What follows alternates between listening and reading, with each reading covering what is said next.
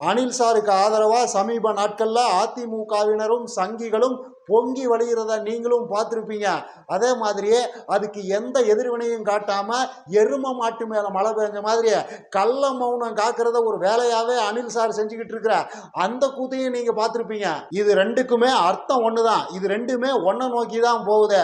அதாவது என்டிஏ கூட்டணிக்குள்ள விஜய் போக போறாருங்கிறத நோக்கி தான் இது போகுதுங்கிறது அப்பாவி அணில் குஞ்சுகளை தவிர மற்ற அனைவருக்கும் தெரிஞ்ச விஷயம்தான். அடிப்படையில் விஜய் நடத்துறதுங்கிறது ஒரு கட்சியே கிடையாது. அது கிட்டத்தட்ட ஒரு கரகாட்ட கோஷ்டி மாதிரி தான். இன்ஃபேக்ட் விஜய் கட்சியை கரகாட்ட கோஷ்டியோட கம்பேர் பண்றது கூட ஒரு வகையில் நான்சென்ஸ் தான். ஏன்னா கரகாட்ட குரூப்பை வச்சுக்கிட்டு ஆட்டமாவது காட்டலாம், இவங்களை வச்சுக்கிட்டு ஆட்டமும் காட்ட முடியாது, கூட்டமும் நடத்த முடியாது, ஒரு கூந்தலையும் பண்ண முடியாது. இந்த யதார்த்தமான உண்மை விஜய்க்கு செப்டம்பர் 27 அன்னைக்கு ராத்திரியே தெல்ல தெளிவா புரிஞ்சு போச்சு. இந்த கூந்தலானுகளை வச்சுக்கிட்டு கட்சி நடத்துறது, ஆட்சியை பிடிக்கிறதுங்கிறதெல்லாம் ஆல்மோஸ்ட் ஆகாத காரியம். இவனுக்கெல்லாம் எதுக்குமே லாய்க்கு இல்லாத ஒரு வெத்து வேட்டை. இன்ஃபேக்ட் அணிலே அரசியலுக்கு லாய்க்கு இல்லாத ஒரு வெத்து வேட்டு தான் வைங்க. அவருடைய ரசிகர்களும் அந்த வகை தான். விஜய் நாவுக்கு அன்னைக்கு ராத்திரியே தெல்ல தெளிவாக தெரிஞ்சு போச்சு. இவங்களுக்கெல்லாம் வேட்புமனு தாக்கல் பண்ண தெரியுமா, அதுக்குண்டான ப்ரொசீஜர்லாம் என்னன்னு தெரியுமா, அதில் வர்ற சிக்கல்களை எல்லாம் எதிர்கொள்ள தெரியுமா, இவனுங்களை நம்பி தன்னந்தனியாக போட்டிக்கிட்டோம்னா நாம் உருப்படியாக முடியாதுங்கிற விஷயமெல்லாம் அன்னைக்கு ராத்திரியே அனில் சாருக்கு தெல்ல தெளிவாக தெரிஞ்சு போச்சு. அதே மாதிரி கூடவே இருக்கிற லகுட பாண்டிகளோட யோகியதையும் அன்னைக்கே விஜய்க்கு தெரிஞ்சு போச்சு. இவங்களை எல்லாம் நம்பி கட்சி நடத்தணும்னா, இன்னொரு கூட்டத்துக்கு போனோம்னா கண்டிப்பா நம்மள கொலை கேஸ்ல உள்ள கொண்டு போய் உட்கார வச்சிருவாங்க, காலத்துக்கும் கழிவிங்க வச்சிருவாங்க, மீளவே முடியாத பிரச்சனைகளை இவங்க எல்லாம் மாட்டி விட்டுருவாங்க அப்படிங்கிற விஷயமெல்லாம் அனில் நாவுக்கு அன்னைக்கு ராத்திரியே தெல்ல தெளிவா புரிஞ்சு போச்சு. அதனால இந்த பிரச்சனையை எதிர்கொள்ளணும்னா, இந்த கரூர் பெருந்துயர சம்பவம் மாதிரியான ஒரு பெரிய அரசியல் பின்னடைவிலிருந்து நாம மீண்டு வரணும்னா, இதை எதிர்கொள்ளணும்னா உண்மையான ஒரு அரசியல் கட்சியோட தயவு தேவை. அது நம்மள மாதிரியான கரகாட்ட கோஷ்டியா இருக்கக்கூடாது, உண்மையான அரசியல் கட்சியா இருக்கணும் அப்படின்னு ஒரு முடிவை பண்ணி தான் சங்கிகளிடம் சரணடைந்து விட்டார் அனில்னா. ஏன்னா இவர் ஆட்சியை பிடிச்சி நம்மளையெல்லாம் காப்பாத்தி கிழிக்கிறது அப்புறம், முதல்ல அவரை காப்பாத்திக்கணும்ல. அதனால சங்கிகளின் காலில் நெடுஞ்சாங்கடையாக விழுந்து விட்டார். இதுல இன்னும் சில இன்ட்ரெஸ்டிங்கான விஷயங்கள்லாம் இருக்குது. இந்த விஷயத்தை ஒரு சங்கி மேடமே உறுதிப்படுத்தி இருக்கிறாங்க. அனில்னாவுக்கு எங்களை விட்டா நாதி கிடையாது, எங்களோட தான் கூட்டணி வச்சாகணும், அவர் வேற எங்க போவாரு அப்படிங்கிற மாதிரி ஓப்பனாவே ஒரு சங்கி மேடம் கேட்டிருக்கிறாங்க. அதுக்குண்டான வீடியோ ஆதாரத்தோட அப்புறமா வர்றேன். அதுக்கு முன்னாடி சமீப நாட்கள்ல குறிப்பா இந்த கரூர் பெருந்துயர சம்பவத்துக்கு அப்புறமான இந்த 10-15 நாட்கள்ல விஜய் மேல ஒரு மித்து கட்டமைக்கப்படுது, ஒரு மிகை மதிப்பீடு ஒண்ணு கட்டமைக்கப்படுது. அனில ஆஹா ஓகோன்னு ஒரு கூட்டம் உட்காந்து ஊதி தள்ளிக்கிட்டு இருக்குது. அதை கொஞ்சம் அன்பேக் பண்ணி அலசி காய போட்டு போயிடுவான். அதாவது இந்த கரூர் துயர சம்பவத்துக்கு அப்புறமா அனிலுக்கு ஆதரவா பேசுறவங்க எல்லாம் திரும்ப திரும்ப ஒரு விஷயத்தை சொல்றாங்க. இந்த கரூர் துயர சம்பவம்ங்கிறது விஜயோட செல்வாக்கை எந்த வகையிலையும் குறைக்கல, வெகுஜன மக்கள் மத்தியில் இந்த விஷயத்துல விஜய் மேல கோபமே கிடையாது, மாறா கொஞ்சிறாங்க, அன்பை அள்ளி தெளிக்கிறாங்க. இன்ஃபேக்ட் இந்த துயர சம்பவத்துக்கு அப்புறமா விஜயோட வெகுஜன செல்வாக்குங்கிறது கூடி இருக்குது தவிர குறையில. அந்த அளவுக்கு விஜயோட வெகுஜன மக்கள் கொஞ்சிக்கிட்டு தான் இருக்கிறாங்க. அதுதான் விஜயோட பவருங்கிறது. இன்னைக்கு தேதிக்கு தமிழ்நாட்டில் இப்படி ஒரு கவர்ச்சிகரமான ஆளே கிடையாது, ஒரு அரசியல்வாதியே கிடையாது. அதனால அனில் சார் அதிபர் ஆகிறதையெல்லாம் எந்த கொம்பனாலையும் தடுக்க முடியாது. ஏன்னா இப்படி ஒரு துர்மரண சம்பவத்துக்கு அப்புறமாவும் வெகுஜன மக்கள் விஜய நம்பிக்கையாக தான் பார்க்குறாங்கன்னா, விஜய தலைவனாக தான் பார்க்குறாங்கன்னா, அப்புறம் அதில் சொல்றதுக்கு என்ன இருக்குது? அனில் அதிபர் ஆகிறத எந்த கொம்பனாலையும் தடுக்க முடியாது அப்படின்னு முரட்டுத்தனமா ஒரு விஷயத்த முட்டு மாதிரி கொடுத்துக்கிட்டு இருக்கிறாங்க. சரி, இதுக்கெல்லாம் என்னைய ஆதாரம்னு கேட்டா, இந்த வீணா போன விஜய் மேல வெகுஜன மக்கள் இன்னமும் நம்பிக்கையோட தான் இருக்கிறாங்கன்றதுக்கு என்னைய ஆதார கூந்தல் இருக்குதுன்னு கேட்டா, இந்த சோசியல் மீடியாக்கள்ல வர்ற கிளிப்புகளை ஆதாரமா காட்டுறாங்க. அதாவது இந்த கரூர் துயர சம்பவத்துக்கு அப்புறமா சோசியல் மீடியா இன்ஃப்ளூயன்சர்ஸ் எல்லாம் நிறைய பேர் நேரடியாக கரூருக்கு போய் அந்த மக்கள்கிட்டயே கருத்து கேட்டாங்க இல்லையா? இந்த சம்பவத்தை பத்தி தமிழ்நாடு முழுக்க பலதரப்பட்ட ஆட்கள்கிட்ட கருத்து கேட்டு அதை வீடியோவா எடுத்து போடுறத ஒரு குரூப் வேலையாவே செஞ்சுக்கிட்டு இருந்தது இல்லையா? அதுல வர்ற பிட்டுகளை ஆதாரமா காட்டுறாங்க. பாருங்க, இந்த கிளிப்புகளை எல்லாம் ஒட்டுமொத்தமா அலசி ஆராய்ஞ்சு பார்த்தீங்கன்னா 90% மக்கள் இந்த விஷயத்துல விஜயை குறை சொல்லவே எதிர்க்கவே கிடையாது, மாற ஆதரவு தான் தெரிவிக்கிறாங்க. அரசாங்கம் தான் காரணம், பொதுமக்கள் தான் பொறுப்பாக இருந்திருக்கணும், போலீஸ் தான் இன்னும் கொஞ்சம் பாதுகாப்பை கூட கொடுத்துருக்கணுங்கிற மாதிரி அவங்க சொல்கிறாங்களே தவிர விஜய் மேலே யாராவது கோவப்பட்டாங்களா, விஜயால தான் இது நடந்ததுன்னு யாராவது சொன்னாங்களா? அப்படின்னா என்ன அர்த்தம்? விஜய்க்கு தானே வெகுஜன மக்களின் ஆதரவு இருக்குது, இப்பயே விஜய வெகுஜன மக்கள் நம்பிக்கையோட தானே பார்க்குறாங்க அப்படின்னு தானே அதை நம்ம புரிஞ்சுக்க முடியும் அப்படின்னு உருட்டுறாங்க.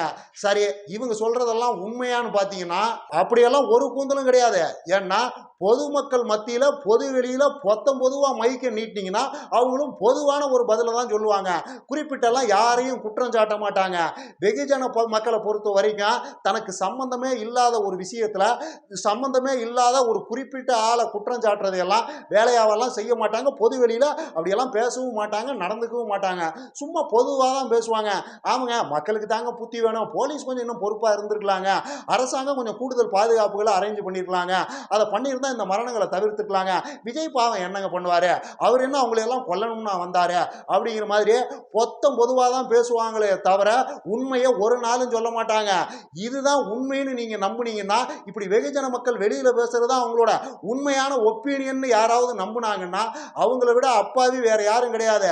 ஏன்னா திரும்பவும் சொல்றேன், பொது வெளியில பொதுமக்கள் தங்களுக்கு சம்பந்தம் இல்லாத ஒரு விஷயத்துல ஒரு குறிப்பிட்ட ஆளை குற்றமெல்லாம் சாட்ட மாட்டாங்க, அவங்க மேல கொலைப்பழி எல்லாம் போட மாட்டாங்க.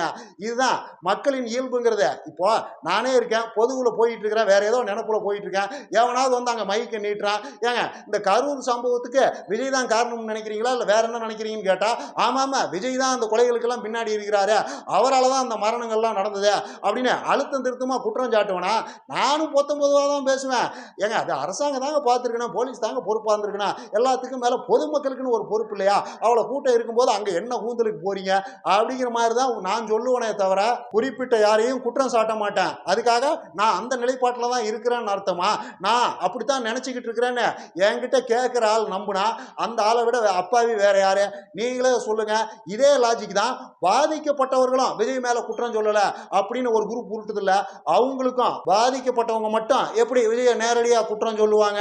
அப்படி அவங்க குற்றம் சொன்னா நீங்க அடுத்த கேள்வி கேட்பீங்க, நீங்க அங்க என்ன கூந்தலுக்கு போனீங்க? கூட்டம் நிறைய இருக்குதுன்னு தெரியும்ல, குழந்தை குட்டிகளை எல்லாம் தூக்கிட்டு அங்க என்ன கூந்தலுக்கு போனீங்க? அங்க என்ன உங்களுக்கு கூந்தல் கொடுக்குற வேலை? நிலைமை சரியில்லைன்னு புரிஞ்சுக்கிட்டு உடனே வெளியே வர வேண்டியதானே அப்படிங்கிற மாதிரி ஏகப்பட்ட கேள்விகளை கேட்பீங்க. அதுக்கெல்லாம் பதில் சொல்ல வேண்டி வரும். இது எல்லாத்துக்கும் மேல இது நம்ம முட்டாள்தனத்தால தான் நடந்ததுன்னு யாரோட ஈகோ ஒத்துக்கும், அப்படியே அவங்களுக்குள்ள அவங்க ஈகோ அதை அவங்களுக்கு உணர்த்தினாலும் அதை யாராவது பப்ளிக்கா வெளியே சொல்லுவாங்களா? நான் இப்படி ஒரு வீணா போன சினிமா நடிகனை, வெத்து வேட்டு சினிமா நடிகனை வேடிக்கை பார்க்க போய் தான் இப்படி என் மூஞ்சி எல்லாம் நாரி போச்சு, வெளியில முகம் காட்ட முடியாத அளவுக்கு காயம் பட்டுருச்சு அப்படின்னு எவனாவது பப்ளிக்கில் சொல்லுவானான்னு நான் கேட்குறேன். யாரோட ஈகோவாவது அதுக்கு ஒத்துக்குமான்னு நான் கேட்குறேன். நான் ஒரு வெத்து வேட்டு சினிமா நடிகனை வேடிக்கை பார்க்க போய் தான் என் மகனை இழந்தேன்னு யாராவது பப்ளிக்கில் ஒத்துக்குவாங்களா? அவங்க ஈகோ தான் அதுக்கு இடம் கொடுக்குமான்னு கேட்குறேன். பொதுவாகவே மனிதர்கள் ரொம்ப ஹிப்போக்ரிட்டிக்கான ஆட்கள். ஹிப்போக்ரஸியும் மனுஷனும் பிரிக்க முடியாத அளவுக்கு ஒன்றா பிணைஞ்சு கிடக்கிறான். உலக அளவிலேயே மனுஷங்க அப்படின்னா நம்ம ஆட்களும் ஹிப்போக்ரஸி எல்லாம் பிரிக்கவே முடியாது. பொதுவாக நம்ம ஆட்கள் மனசில் நினைக்கிறதுக்கும் வெளியில் சொல்கிறதுக்கும் சம்மந்தமே கிடையாது. இதுதான் ப்ராக்டிக்கலான உண்மை. நாம் எல்லாருமே அடிப்படையில் அப்படித்தான். நாம் மனசில் வேற நினைப்போம், பொது வெளியில் வேற மாதிரி பேசுவோம். இதுதான் ப்ராக்டிக்கலான உண்மை. இவங்களுக்கும் இந்த விஷயத்தில் கருத்து சொல்கிறவங்களுக்கும் இது பொருந்தும். இப்போ ஒரு ஊர் திருவிழாவில் சின்னதாக ஒரு கலவரம் நடக்குதுன்னு வச்சுங்க, நம்ம ஊரில் திருவிழாக்களில் பொதுவாக 2 குரூப் அடிச்சுக்கிறதும் ரத்த காவு வாங்குறதும் 1-2 பேர் மண்டையை போடுறதெல்லாம் அங்கங்கே நடக்கிற ஒரு விஷயம் தானே வச்சுங்க.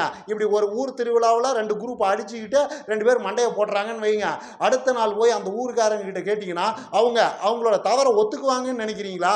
எங்கள் ஊரில் 2 கோஷ்டி இருக்குது, கொளுத்து போய் திரியிறானுங்க, திமிரெடுத்து திரியிறானுங்க, அதில் 2 பேர் தான் செத்து போயிட்டான், அகராதி முடிச்ச நாய்க்கு அவெல்லாம் சாக வேண்டிய ஆள் தான் அப்படின்னு உண்மையை சொல்லுவாங்கன்னு நினைக்கிறீங்களா?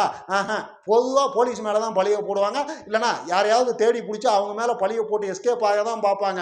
போலீஸ்காரங்க அங்கே இருந்திருந்தாங்க, அவங்க நினச்சிருந்தா அது ஆரம்பத்திலேயே தடுத்துருக்கலாம். சின்ன பிரச்சனையாக தான் அது முதல்ல ஆரம்பிச்சது. போலீஸ்காரங்க ஒன்றுமே பண்ணாமல் வேடிக்கை பார்த்தாங்க, அதனால தான் 2 பேர் சாகிற மாதிரி ஆயிடுச்சு அப்படின்னு பொதுவாக யார் மேலேயாவது பழியை போட்டு எஸ்கேப் ஆக தான் பார்ப்பாங்களே தவிர தங்களுடைய நான்சென்ஸை ஒரு நாளும் வெகுஜனம் ஒத்துக்காது. அதுதான் இங்கேயும் நடந்திருக்குது. மனுஷன் தன்னோட ஈகோவை சாட்டிஸ்ஃபை பண்ணிக்கிறதுக்காக யார் மேலேயாவது பழி போட்டு எஸ்கேப் ஆகிறதும், பொது வெளியில் சும்மா பொதுவான கருத்துக்களை மட்டுமே சொல்லி எஸ்கேப் ஆகிறதெல்லாம் ரொம்ப இயல்பான விஷயம்தான். இதுதான் உண்மைன்னு யாராவது நம்புனா, திரும்பவும் சொல்கிறேன், அவங்கள விட அப்பாவி வேற யாரும் கிடையாது. இது விஜய்க்கும் விஜய்க்கும் பொருந்தும். இப்படி சொல்றவங்களையெல்லாம் விஜய் நம்பினாருன்னா கண்டிப்பா வீணா தான் போவாரு. ஏன்னா அவங்களுடைய ஆழ்மன எண்ணத்தை ஓட்டன்னைக்கு தான் காட்டுவாங்க, ஓட்டரசியல்ல தான் காட்டுவாங்க. எலெக்ஷன் ரிசல்ட் வர்ற அன்னைக்கு தான் இந்த விஷயத்துல வெகுஜன மக்கள் விஜயை எந்த மாதிரி பார்த்துருக்குறாங்க, விஜய் சொல்ற அந்த சதி கோட்பாடுகளை எல்லாம் நம்புனாங்களா இல்லையாங்கிறதெல்லாம் எலெக்ஷன் ரிசல்ட் அன்னைக்கு தான் தெரியும். மேக்சிமம் இந்த விஷயத்துல விஜய வெகுஜன மக்கள் நம்பல, அந்த அடிப்படை நம்பிக்கையை இழந்துட்டாங்க. தலைவனுக்கு உண்டான தகுதின்னு விஜய்க்கு இருக்குதுன்னெல்லாம் வெகுஜனம் நினைக்கல. இதுதான் பிராக்டிக்கலான உண்மை. எனக்கு என்னமோ இதை விஜயும் புரிஞ்சுக்கிட்டாருங்கிற மாதிரி தான் தோணுது. அதனாலதான் சங்கிகள்கிட்ட சரணடைகிற வேலையை சரியா செஞ்சுக்கிட்டு இருக்காப்ல. இதுக்கு மேல தேசிய ஜனநாயக கூட்டணி ரொம்ப ஸ்ட்ராங்கா போகுது. கூட இன்னும் ஸ்ட்ராங்கான ஆளுங்க வர போறாங்க. அதனால ஒண்ணு நடக்க போறது நீங்க ஸ்ட்ராங்கான ஆளு யாரெல்லாம் நினைக்கிறீங்களோ நீங்க வச்சுக்கோங்க. நாங்க வலையெல்லாம் வீசுறது இல்லைங்க. கேட்டிங்களா வானதி மேடம் என்ன சொல்கிறாங்கன்னு? எடப்பாடியாரை விட வானதி மேடத்தின் முகம் அவ்வளவு பிரகாசமாக இருக்குதுன்னா தெரியலையா? எல்லாம் ஒரு புள்ளியில் இணைய போகுதுன்னு இவங்க என்ன சொல்கிறாங்க? பெரிய ஆள் ஒருத்தர் வர போகிறாருங்கிறாங்க. பெரிய ஆள்னா யார்? இவங்க கூட்டணியில் எடப்பாடியாரை விட பெரிய ஆள்னா ஸ்டாலின் தான் வரணும். அதுக்கு வாய்ப்பு இல்லை. அப்போ வேற யார் அந்த பெரிய ஆள்? எல்லாம் இந்த வெத்து வேட்டு விஜய் தான். அதில் என்ன சந்தேகம்ங்கிறேன். நீங்கள் ஒரு விஷயத்தை கவனிச்சிங்களா? விக்கிரவாண்டி மாநாடு முடிஞ்ச உடனே ஏடிஎம்கேவோட விஜய் கூட்டணிக்கு போக போறாரு அப்படின்னு மெயின் ஸ்ட்ரீம் மீடியாவிலிருந்து சோசியல் மீடியா வரைக்கும் பலதரப்பட்ட ஆட்கள் வளைச்சு பேசினாங்க. அப்போ அலறி அடிச்சுக்கிட்டு புசி ஆனந்த் வந்து ஒரு அறிக்கை விட்டாரு. அப்படிலாம் ஒன்றும் கிடையாது, எங்களுக்குள்ள எந்த கூட்டணி பேச்சுவார்த்தையும் நடக்கல, தொகுதி பங்கீடெல்லாம் இறுதி செய்யப்பட்டுச்சுங்கிற மாதிரியே பல பேர் பேசிக்கிட்டு இருக்கிறாங்க. அப்படியெல்லாம் எதுவும் கிடையாது, கொக்கி குமாரோட எங்களுக்கு எந்த கூட்டணியும் கிடையாது அப்படின்னு அழுத்தம் திருத்தமா புசி ஆனந்த் ஒரு அறிக்கையை விட்டாரு. அதுவே இப்போ ஏன் அந்த மாதிரி எந்த அறிக்கையும் வரல? போன தடவையை விட இப்போ இது இன்னும் தீவிரமாக தான் பேசப்படுது. இருந்தாலும் அங்கிருந்து எந்த ரியாக்ஷனும் இல்லை, கள்ள மௌனம் காக்குறாங்க. அனிலும் அவர் ஆதரவாளர்களும் எல்லாரும் கள்ள மௌனம் தான் காக்குறாங்க. அதுக்கு என்ன அர்த்தம்னு கேட்குறேன். இதில் ரொம்ப முக்கியமான இன்னொரு விஷயம் இருக்குது. அதாவது போன தடவை பேசப்பட்ட அந்த கூட்டணி கதைங்கிறது வெறும் அதிமுகவை சம்பந்தப்படுத்தி மட்டும்தான். பிஜேபி எல்லாம் போன தடவை சீன்லேயே இல்லை. ஆனால் இந்த தடவை அனில்னா யாரை தன்னோட கொள்கை எதிரின்னு சொன்னாரோ அந்த பிஜேபியோட கூட்டணி வைக்க போறாருன்னு பொது வெளியில வள்ளுவா ஒரு பேச்சு அடிபடுது. இதுக்கு எந்த ரியாக்ஷனும் இல்லைன்னா என்ன அர்த்தம் நான் கேட்கிறேன். அடிப்படையில் பிஜேபிய அணில் ஆடிக்கு ஒரு தடவை, அமாவாசைக்கு ஒரு தடவை, பொங்கலுக்கு ஒரு தடவை, தீபாவளிக்கு ஒரு தடவை வளைச்சு திட்டிக்கிட்டு இருந்தாப்புல. எதுக்காகன்னு பார்த்தீங்கன்னா ரிலீஜியஸ் மைனாரிட்டிஸோட ஓட்டுகளை குறி வச்சுதான். அதாவது பிஜேபிய அப்படி பட்டும்படாம சம்பிரதாயமா திட்டினாலே போதும், முஸ்லீம் கிறிஸ்துவர்கள்லாம் அதை அப்படியே நம்பி ஏமாந்துருவாங்க, நமக்கு ஓட்டை குத்தி தள்ளிடுவாங்க, நாமளும் அதிபர் நாக்கு காலியில் போய் உக்காந்துடலாம்ங்கிற நினைப்புல தான் அனில் அந்த வேலையை பார்த்துக்கிட்டு இருந்தாப்புல. இப்போ இவரு பிஜேபியோட கூட்டணி வைக்க போறாருன்னு வள்ளுவா ஒரு பேச்சு அடிபடுது. அது முஸ்லீம் கிறிஸ்துவர்கள் மத்தியில் ஒரு அவநம்பிக்கையை அனில் மேல உண்டு பண்ணுங்கிறதெல்லாம் அனிலுக்கு நல்லாவே தெரியும். ஏன்னா பிஜேபியை எதிர்க்கிறதா சொன்ன வெத்து வேட்டு சினிமாக்காரனுங்க ஏகப்பட்ட பேரை அவங்க ஏற்கனவே பார்த்துருக்குறாங்க. இந்த வெத்து வேட்டு அனிலும் அந்த லிஸ்ட் தான் போல, விஜயும் ஒரு வீணா போன சினிமாக்காரன் தான் போல அப்படிங்கிற முடிவுக்கு அவங்க வர்றதுக்கான ஒரு வாய்ப்பா இந்த பேச்சுங்கிறது இருக்கும். இது அனிலுக்கு நல்லாவே தெரியும். தெரிஞ்சுக்கிட்டும் அனில் இந்த விஷயத்துல கள்ள மௌனம் காக்குறாருன்னா சங்கிகளின் காலில் விழுந்து விட்டாருன்னு இதை நாம புரிஞ்சுக்கிறத தவிர வேறு எப்படி புரிஞ்சுக்கலாம்னு நீங்களே சொல்லுங்க. இதுல எல்லாம் என்னை பொறுத்த வரைக்கும் பேசுறதுக்கு ஒண்ணுமே இல்லை. 80% இந்த வீணா போன விஜய் சங்கிகளோட கூட்டணி வைக்க தான் போறாப்புல. அதுல எல்லாம் யாருக்கும் எந்த சந்தேகமும் தேவையில்லை. ஏதாவது ஒரு அதிசயம் நடந்தாலுடைய அரசியல் களம்ங்கிறதே அப்படியே டோட்டலா மாறுற மாதிரியான வேற ஏதாவது ஒரு விஷயம் நடந்தால் ஒழிய அனில் சங்கிகள்ட்ட இருந்து தப்ப முடியாதுங்கிறது தான் பிராக்டிக்கலான உண்மை. அனில் சார் என்டிஏ அலையன்ஸுக்குள்ள போனா ஓட்டரசியல்ல அது என்ன விதமான பாதிப்பை உண்டு பண்ணும், திமுக கூட்டணிக்கு அது எந்த வகையான பாதிப்பை உண்டு பண்ணுங்கிறதெல்லாம் தனி கதை, அது தனி விவாதம். அது அடுத்தடுத்த வீடியோக்களில் பேசுவான். ஆரம்பத்திலேயே அனில் அம்பலப்பட்டதுங்கிறது ஒரு வகையில் நல்லதுதான். தமிழ்நாட்டுக்கு அது ஒரு நல்ல விஷயம்தான், அது ஒரு பாசிட்டிவ் விஷயம்தான். நான் அரசியல்வாதியெல்லாம் கிடையாது, நான் ஒரு டுபாக்கூறு, நான் ஒரு வெத்து வேட்டு சினிமாக்காரன், என்ன தலைவனா பார்த்ததெல்லாம் உங்களோட தப்புன்னு வெகுஜன மக்களுக்கு அணிலே தன்னோட யோகியதைய தன்னோட வெத்து வேட்டுத்தனத்தை வெளிச்சம் போட்டு காட்ட போறாருங்கிறது ஒரு வகையில் வரவேற்கப்பட வேண்டிய விஷயம்தான், ஒரு பாசிட்டிவான விஷயம்தான். மற்றதையெல்லாம் அப்புறம் பேசுவோம். இன்னும் நிறைய பேசலாம். லைக் பண்ணுங்க, ஷேர் பண்ணுங்க, கமெண்ட் பண்ணுங்க, மறக்காம சப்ஸ்கிரைப் பண்ணிடுங்க.